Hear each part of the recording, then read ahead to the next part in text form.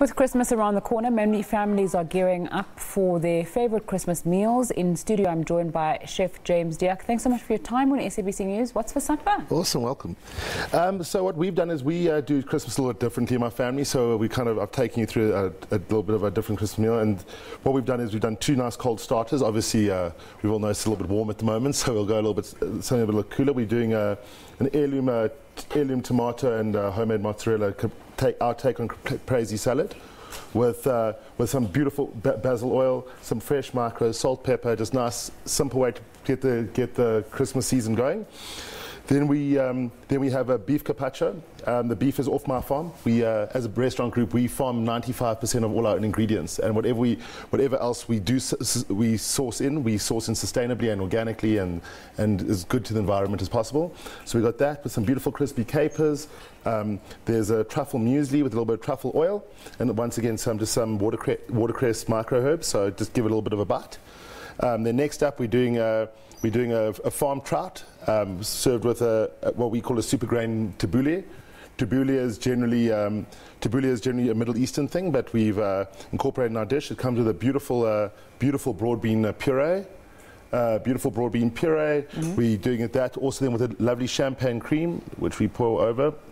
So that's that. And then the last thing that we're doing is we're doing my grand's Christmas cake. So legitimately, my gran baked the Christmas cake, and and she's done so for so many years. And so it comes with the white chocolate mousse, some phyllo pastry crisps, some stewed fruit, and then some peach crisps. So just really simple and modern and new dishes. But this is Christmas for us. You make it sound so simple. It seems like quite a lot of work, though.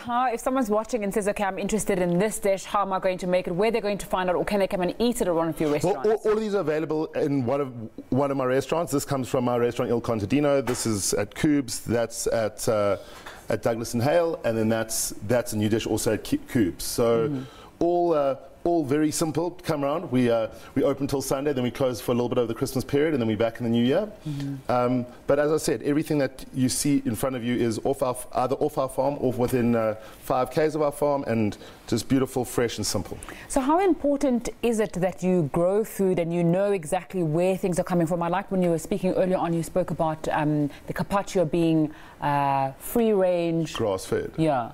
Look, it's our ethos, and it's super important to me. Our absolute passion is knowing where everything comes from. It's twofold. One, you know that everything that you are serving, you can serve with pride and dignity, and you know where it came from, and that gives the customer a great sense of value and a great experience. Because I mean, it sounds a bit odd, but I've known where this meat came from the day it was born in the field till the day it was slaughtered. Yeah. The tomatoes we grow in the field just outside my mom's garden window, and as I said, the Christmas cake I've been eating since I was knee-high to a grasshopper. So it's really is to us, you know, the future of food is responsibility. You know, we do suffer from massive overfishing in our seas. We suffer from serious overwater usage, and to use a smaller produce, and it also gives smaller farmers a chance instead of just big stores and a supplier being someone just on the other end of the phone, you know.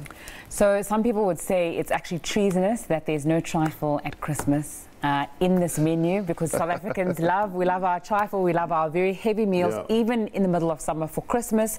So how do you say people can also experiment with dishes when they're perhaps looking to cook at Christmas? I think Christmas is such a lovely time for families to cook. You know, cooking at home becomes so functional. You come home, you cook, you sit down, you eat. When the whole family's sitting around, and you know, give your brother this to, and your sister that to, and you know, the wife this to, and it's a very, in our house anyway, it's a very social, very interactive time.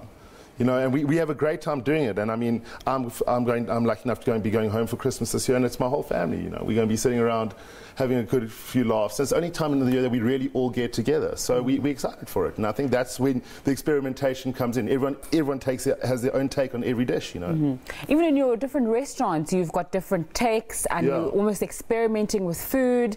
Let's go back to this dish, and I forgot the name of the ingredient. You said it was Middle Eastern. So tabbouleh. Yes. So tabbouleh it's almost like it's almost like a grain salad. Usually, okay, I'm going to try some. I hope that I don't make too much noise. So it's a grain salad, and traditionally what happens is that it comes with mint and tomato and all these different kinds of things. But we've taken super grains because it is a trend at the moment. So a lot of people are wheat intolerant and those kinds of things. So we've taken pumpkin seeds, a little bit of bulgur wheat, a little bit of couscous, and delicious. All kinds of different grains. Also, it's a little bit of a healthier lean because, you know, Christmas people eat way too much.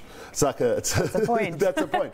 But if you can keep it a little bit tidy, it means you can probably eat a little bit more. Yeah. So we've lightened up Christmas a bit. So taken away from, I suppose, the old school like pasta salads and stuff, and just try to lighten up. And then the organic veg is just a nice take on the good old roast veg, and just try to be a little bit more modern and sustainable.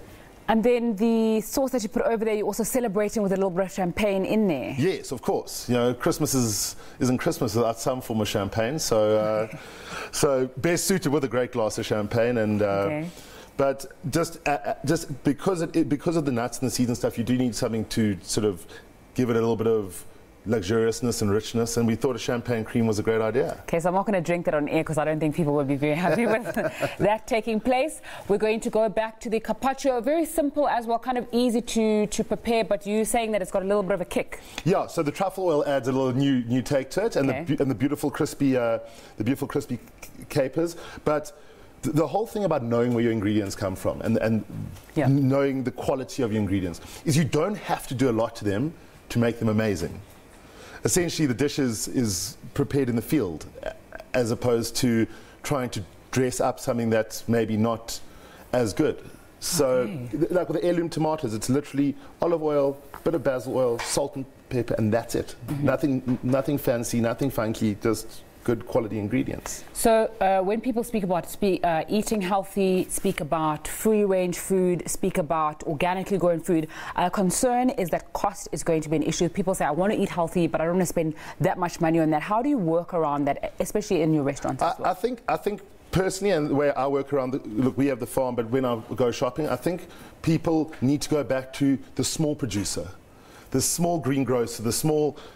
and eat seasonally, because everything here is in season. As soon as you're buying stuff out of season in your own country, you're importing it.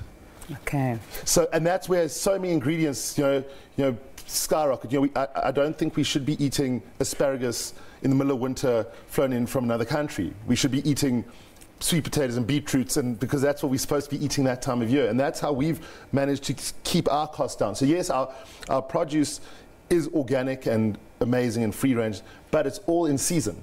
So as soon as you bring the seasonality back, and I think people need to start eating what they can get rather eating what they want. And that's how we cook as a group of chefs. I'm blessed to have a lot of young, super talented gentlemen that work for me and ladies. And they've learned through cooking through my restaurants is we don't get to say we want. We get to phone my mum, who's the farmer, and say, Mum, or Mrs. Diack, what's on the farm? What can we get? And then we work around that. And I think it's led to a whole new take on cuisine for us, where we really do, we rely on the earth and we rely on seasonality. Thanks so much for your time. In studio, Chef James Diack joining us with his Christmas menu from the different restaurants. Let's go to Cape